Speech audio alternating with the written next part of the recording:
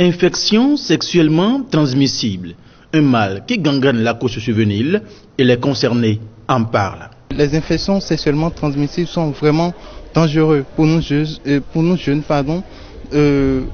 à cause de l'ignorance, parce que nous ne savons pas beaucoup de choses. Les infections sexuellement transmissibles peuvent être contaminées par des rapports sexuels non protégés et cela aboutit à plusieurs conséquences comme la stérilité. Et pour reconnaître qu'on souffre des infections sexuellement transmissibles, on peut avoir l'apparition des plaies au niveau du pubis. On peut avoir également l'apparition des plaies dans la bouche. On peut avoir des grattures. Et nous avons plusieurs sortes d'infections sexuellement transmissibles comme l'hépatite, la gonococcie, le VIH-Sida et j'en passe. Face à cela, les consciences se voient ici interpellées. Je demande aux jeunes comme moi d'éviter d'avoir ces genres de maladies. Si on ne le sait pas de sitôt pour vite le traiter, on pourrait avoir ces conséquences et puis cela pourrait nous donner des dommages auxquels on ne serait jamais attendu. Le transbordement, un phénomène qui persiste sur nos axes routiers malgré les efforts que consentent les autorités à divers niveaux.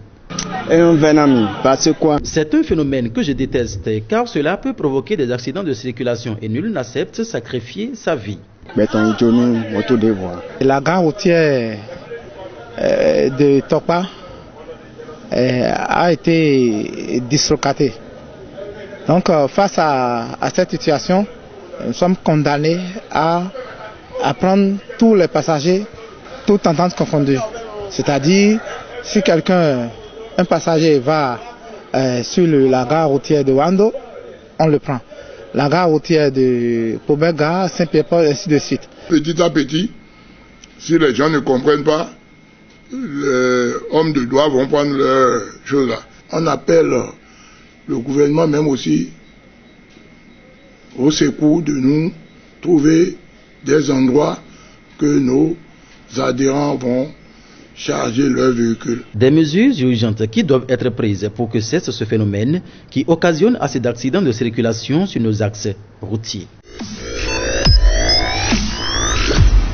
Le transport fluvial, un moyen de navigation utilisé par nombre de citoyens pour rallier plusieurs localités. 21 ans déjà que je suis dans ce métier. Le prix du transport varie selon la destination et c'est 25 personnes par pirogue. La surcharge est rigoureusement sanctionnée.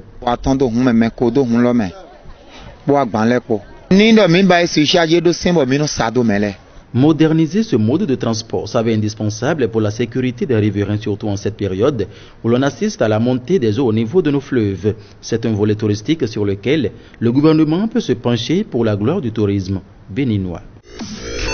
C'était Compil Info sur Guérite TV Monde.